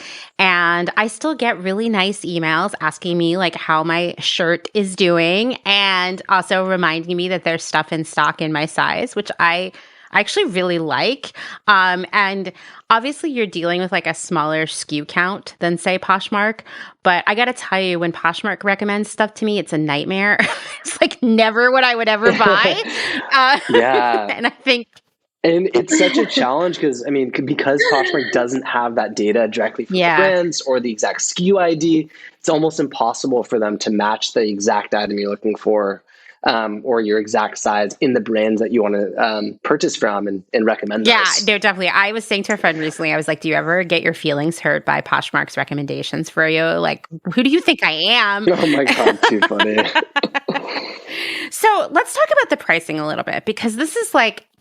as we talked about, like the idea of like resale being equitable, it seems to me as like from the customer facing side of Treet and checking it out with various brands, the pricing seems very fair to me, where it hits that sweet spot where it appeals to the value customer, right? And it also seems like it's more lucrative is maybe not the right word, but it's the best one I can think of. It's more lucrative for the seller than some of the other platforms I see, especially where you like send in your stuff, where, you know, when you do the math, you're like, did that seller make like $10 off of a $200 item? Like you get kind of sad for them. It feels to me like the pricing suggestions on Treet are like they're right in the center there. They're good. And those are not chosen by the seller, right? They're chosen by you. Well, not you two specifically. Yeah, Yulia's in there. Yeah.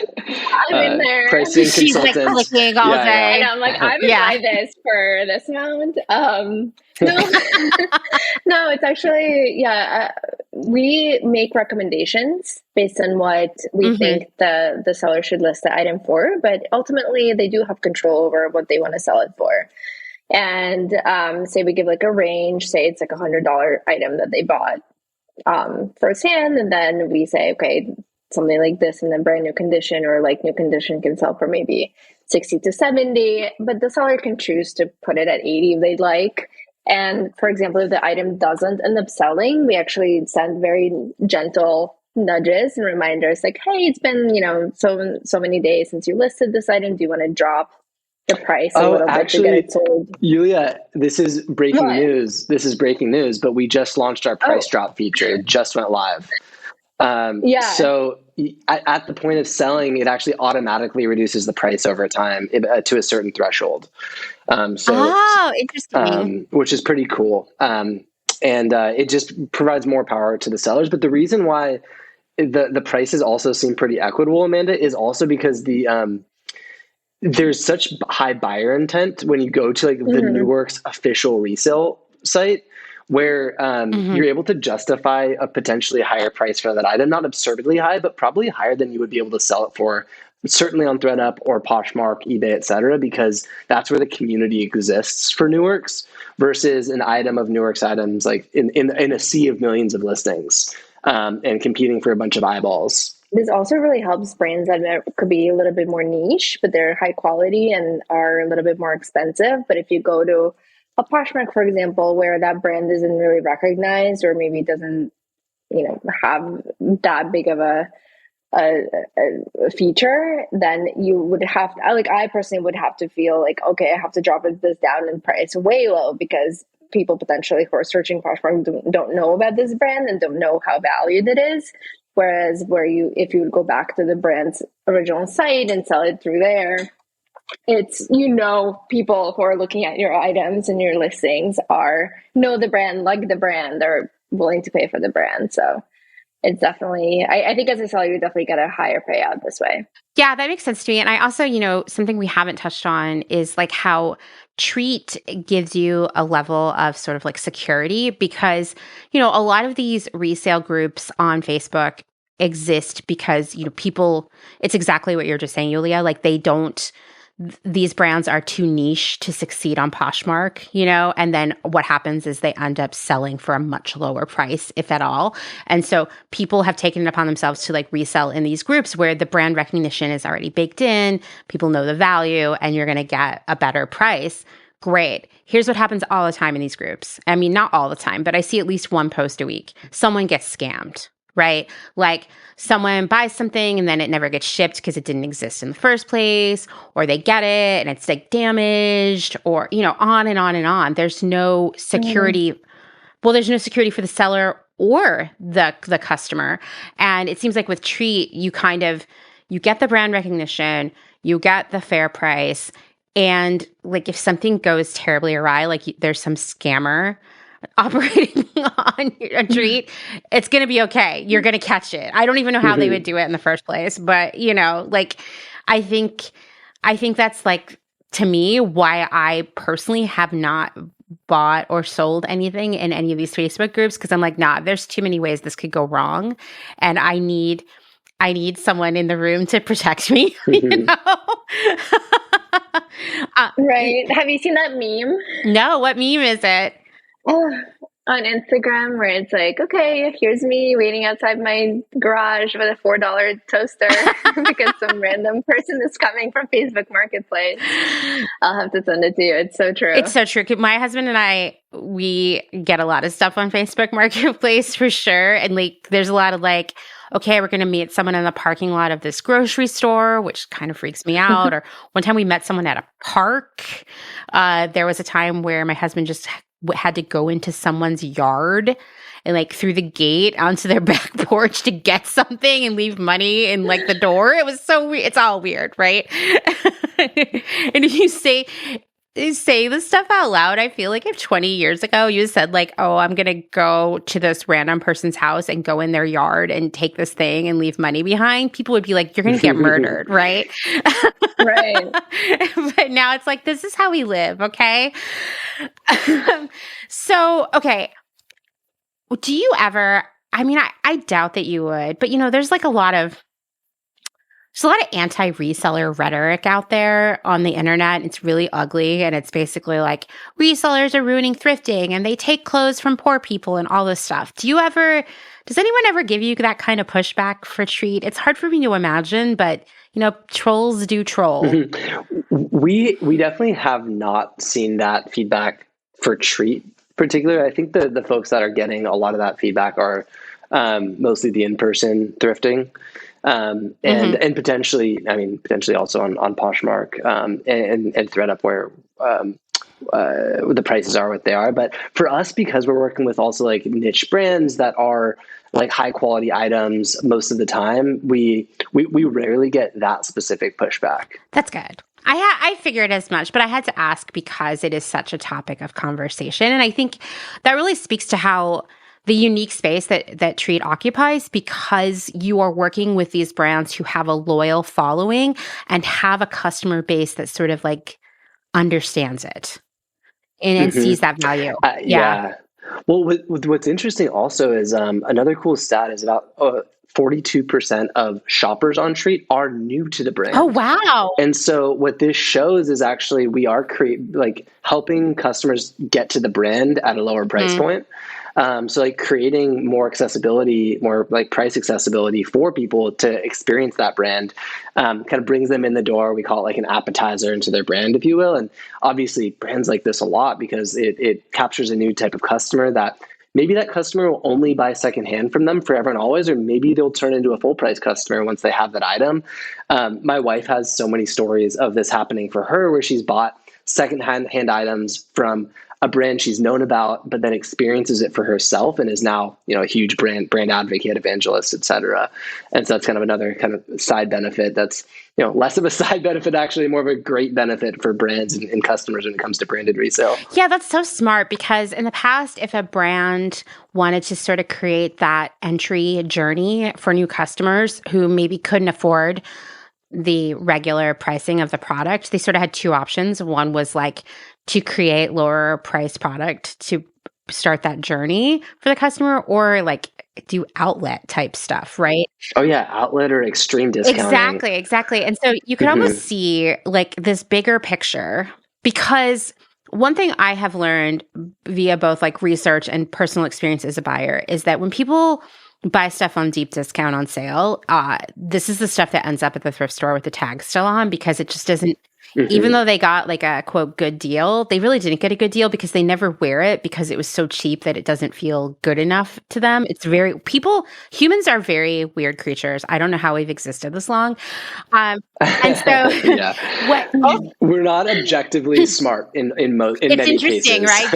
Yeah, we're the ones who like drive cars and go to space and stuff like that. It's very, very interesting. Yeah, we're emotional creatures. But so the thing is, like, you know, if this could be like making resale a part of the brand experience and making it easier and like more normalized, actually what could end the need for things like outlets and blowout discounts and like creating low price product, which are actually like, these are things that are at the core of why clothing is so bad right now anyway. So it actually like feeds back into that idea of like making resale equitable for everyone, making brands more interested in viewing resale as a complementary part of their business rather than something stealing market share from them, it could actually lead to like better product for everyone and less waste, right? So it's like a pretty cool thing, actually.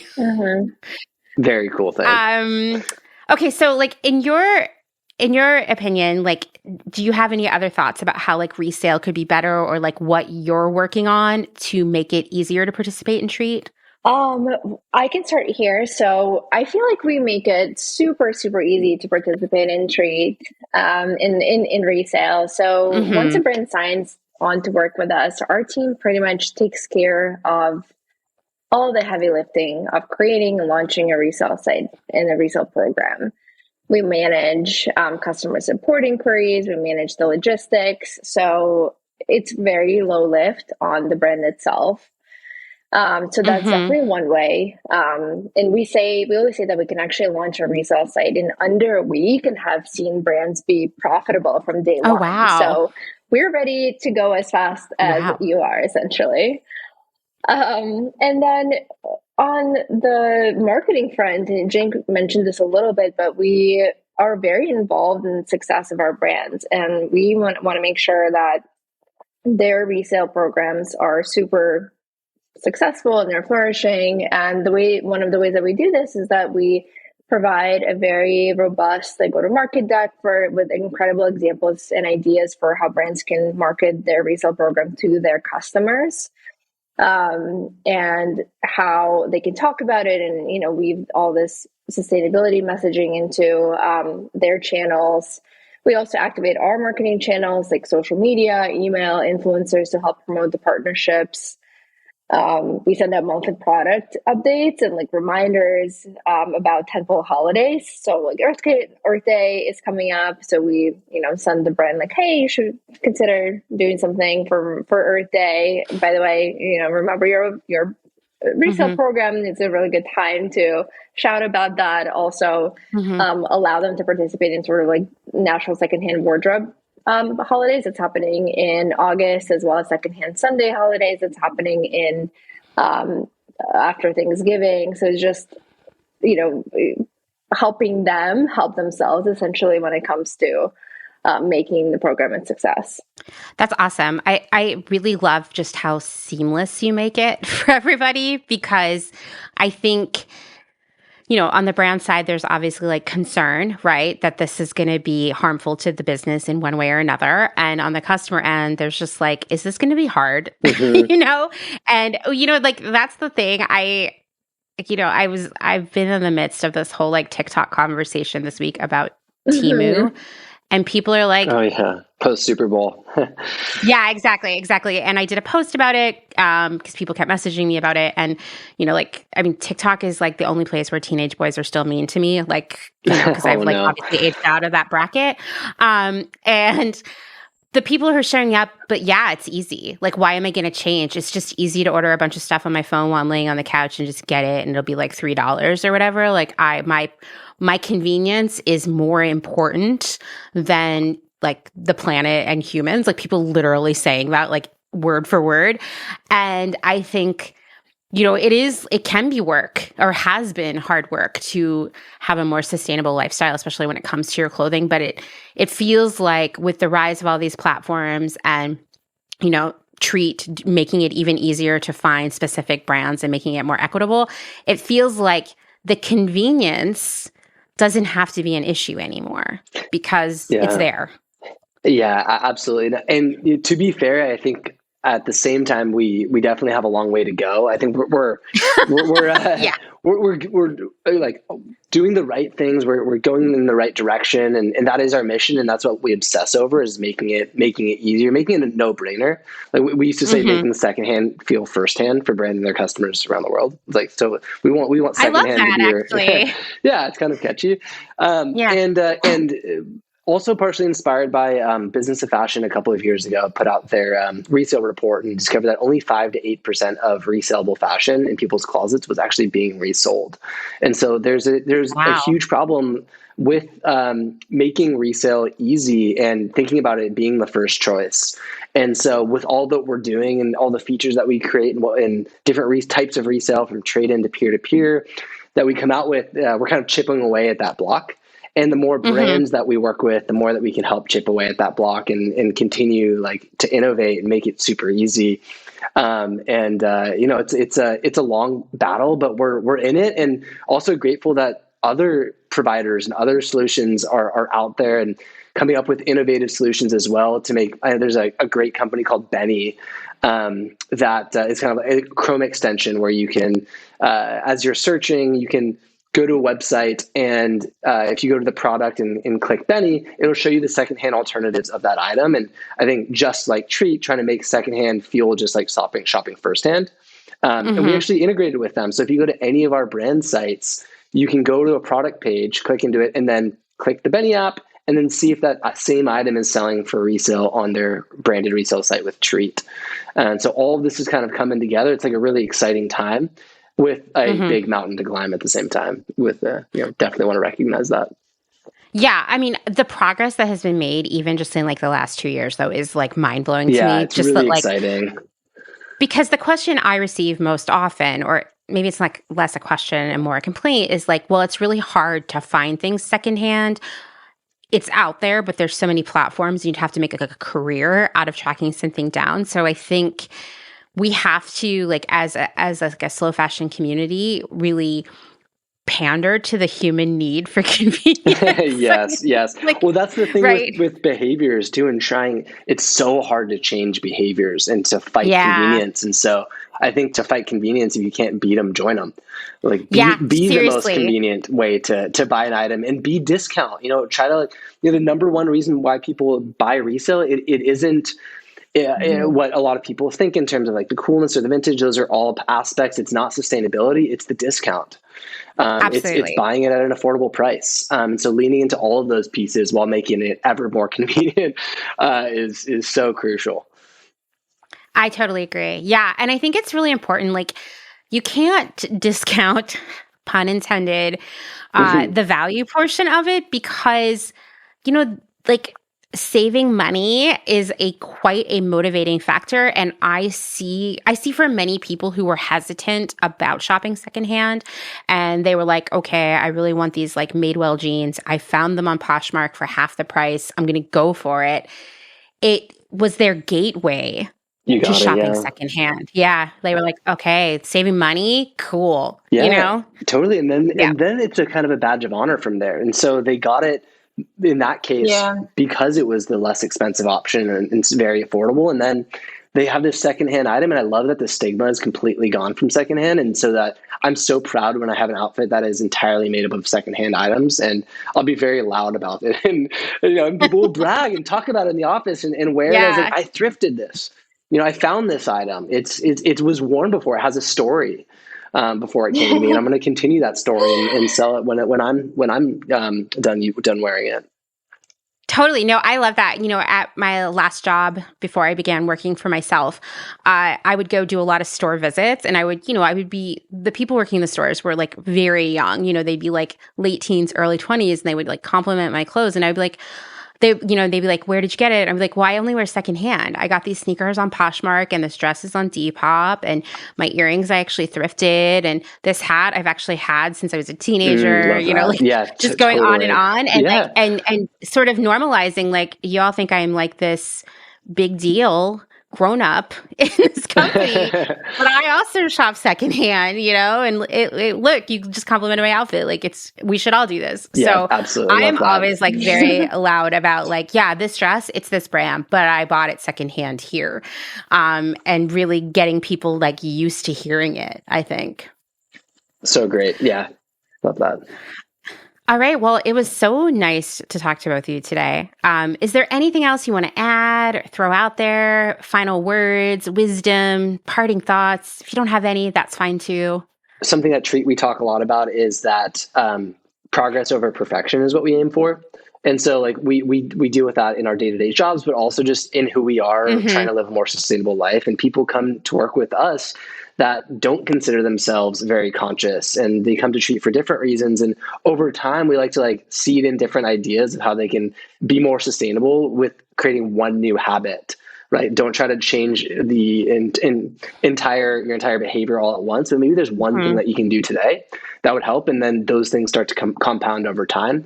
And it's just all about being more sustainable. Can you be like more sustainable than you were last year, than you were last week or last month?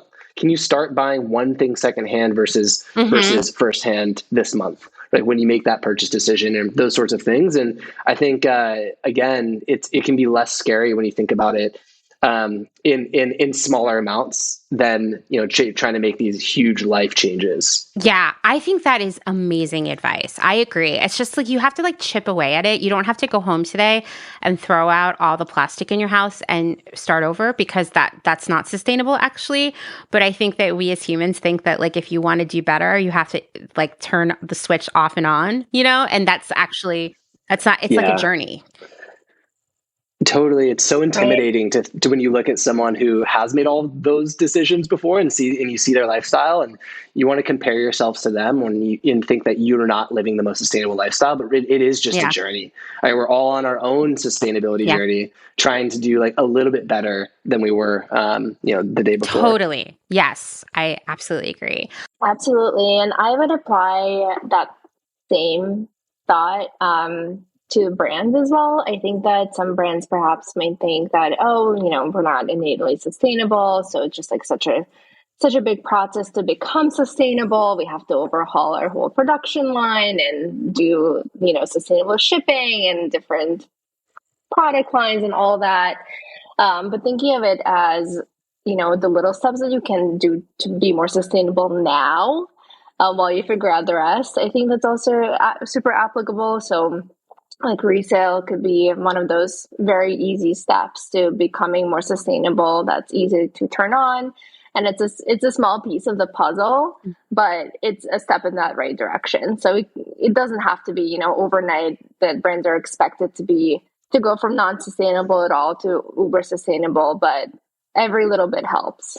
Yeah, I think that is such good advice too, because I think I get skeptical when a brand steps out and is like, look at how sustainable we are. And I'm like, I know that you're not the full picture that you're trying to paint for me. And I would have a lot more trust in you if you said like, here's what we need to figure out. And, it's hard, we're trying, but here's what we have done so far. To me, that's so much more authentic, and that builds trust, which is how you, build a business. Absolutely. Being authentic, being trustworthy, that's how you build customer loyalty. And I was just talking about this the other day on LinkedIn, but I am excited and encouraged by brands that are just doing sustainable things without calling it sustainable or even circular. I think customers are really smart. Yeah, they pick up on that. And actions speak louder than words. And so when everyone's screaming sustainability at the top of their lungs, brands stand out when they're actually taking, putting their money where their mouth is and doing those little things that customers see as sustainable and then building that over time. I agree. I think that we've hit peak greenwashing, at least for a while, thanks to all of the lawsuits and whatnot. But there for a while, I was like, come on, guys, we're smarter than you think we are. Like, Totally. Thank God for those lawsuits. Sometimes you need a good scare to bring people back to reality. Yeah, absolutely. It's unfortunate, but I would say only two things really change how brands and retailers operate. And one is the law, and the other is like fear of lost sales, Exactly. right? So like those things work in tandem to get them in check.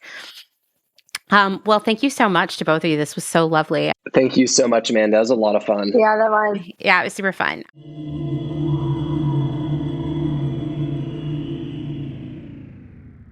If you're enjoying this episode, then this is a great time to remind you that my work here at Clotheshorse is made possible by the support of listeners like you, just like NPR, and these great small businesses. Please go give them your support. Blank Cass or Blanket Coats by Cass, is focused on restoring, renewing, and reviving the history held within vintage and heirloom textiles. By embodying the love, craft, and energy that is original to each vintage textile as I transfer it into a new garment, I hope we can reteach ourselves to care for and mend what we have and make it last. Blank Cass lives on Instagram at blank_Cass, and a website will be launched soon at blankcass.com. Located in Whistler, Canada, Velvet Underground is a velvet jungle full of vintage and secondhand clothing, plants, a vegan cafe, and lots of rad products from other small sustainable businesses.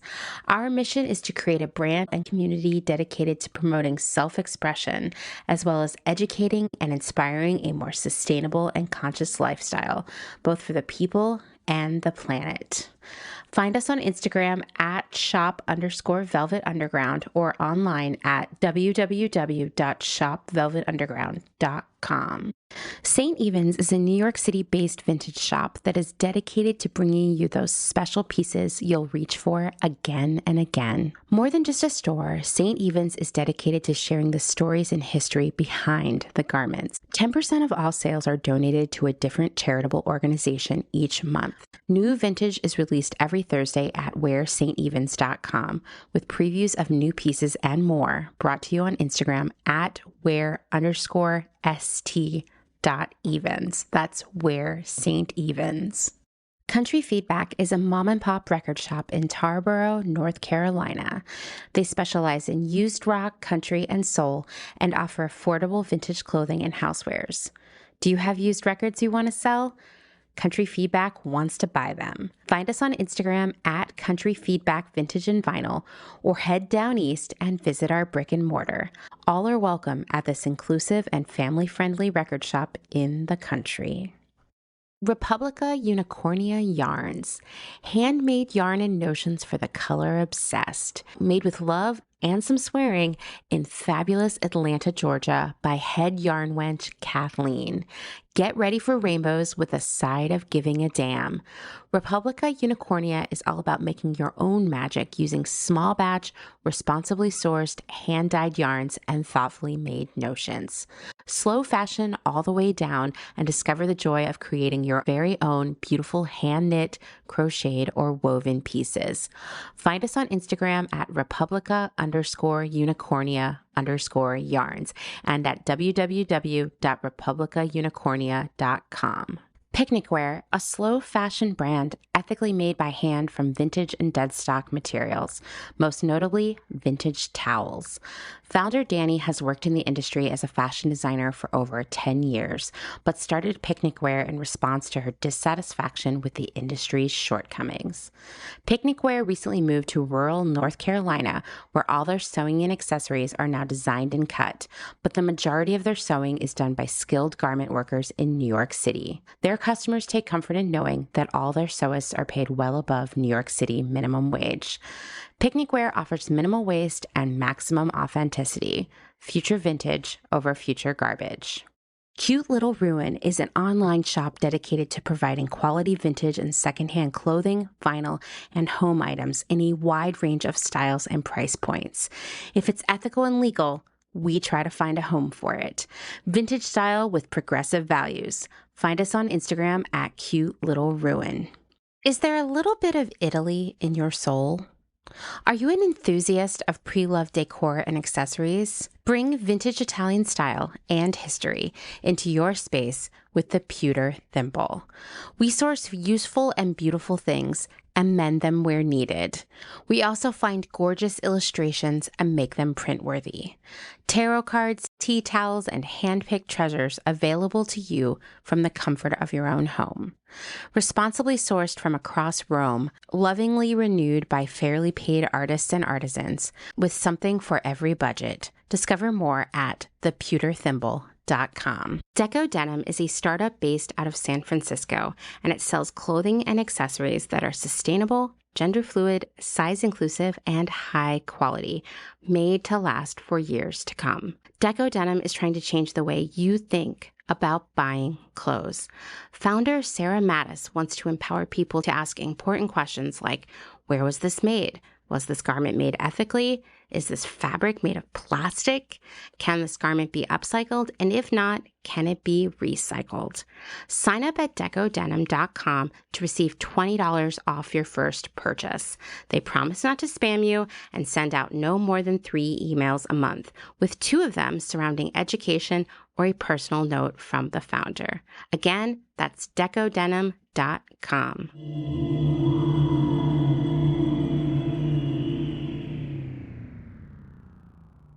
Thanks to Yulia and Jake for spending some time with us and getting me, at least me, hopefully you too, really excited about how resale could actually reshape the fashion industry and really all the industries that make stuff we buy. I mean, what else would you like to see have its own resale platform? Wedding dresses, furniture, craft supplies, bric-a-brac? I don't know. There's the potential is endless, right? If you have a favorite brand you would like to see have their own resale platform, you should definitely let that brand know by sending an email or DM. Tell them about Treet. Tell them you heard about it on Clotheshorse, whatever you need. I am excited to see this become more of the norm where all of these brands that we really, really like have their own resale platform, because ultimately it's another way that we can push this industry as a whole into making better product, making less of it, and making things that are actually good and last for a long time and can exist on a resale platform. That's a big part of this. Like when it comes to what a more sustainable future looks like, it's multifaceted, right? It's about us changing our habits and change in our day-to-day lives, but it's also about changing the way these companies work, how the economy works, right? There are many things that have to change for the future to change. But here's the thing. I'm going to tell you, there are so many things happening in the world right now that I feel utterly hopeless and worn out about. Like I find myself saying, I did all the things. I called my senator. I sent emails. I signed petitions. I did this. I did that. What's going on there? Like nothing has changed. And I see how in some of these situations, the solution isn't easy, right? And I get that. That's a really hard feeling to live with some days where you're just like, oh, I've done all the things and nothing is changing. And I know all these other people around me have been doing all the things and nothing is changing. But I will tell you that when it comes to changing the nature of the clothes and other stuff being sold to us and the problem of overconsumption and just the impact all of this has on the planet and its people, it's a massive problem, right? I actually feel so hopeful about how we're making progress there.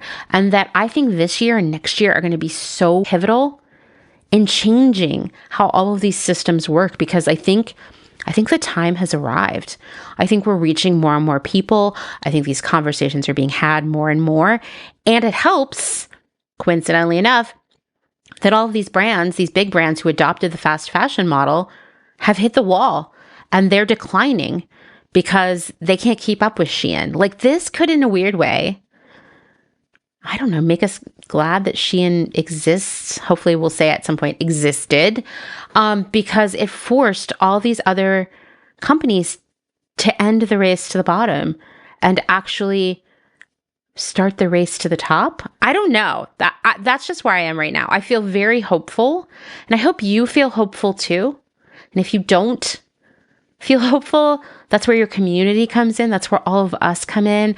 That's where we encourage one another and we keep one another hopeful and we keep one another motivated through our support and our just general good vibes that we share with one another, because we are making a difference and change is happening right now. It's all thanks to everybody's hard work and determination.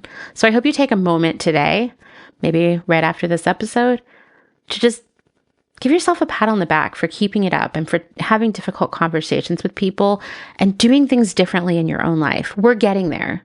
We're going to see a better future. I promise. Thanks for listening to another episode of Clotheshorse. If you liked what you're hearing, you know I don't need to go through it. Rating, review, subscribe, tell all your friends. That's all. It's like not that long of a list, right? If you'd like to support my work financially, I would really love that. There are many ways you can do that. You can learn about them in my Instagram profile. You can buy me a Ko-fi. There's a link on my website or in the show notes, or you can go to patreon.com/Clotheshorse podcast. There are so many things you can do. Lastly, but of course never leastly, I would like to thank my other half, Dustin Travis White, for not only saying yes, we should buy a puppet theater on Facebook Marketplace, but also for our music and audio support. And I will talk to you all next week. Bye.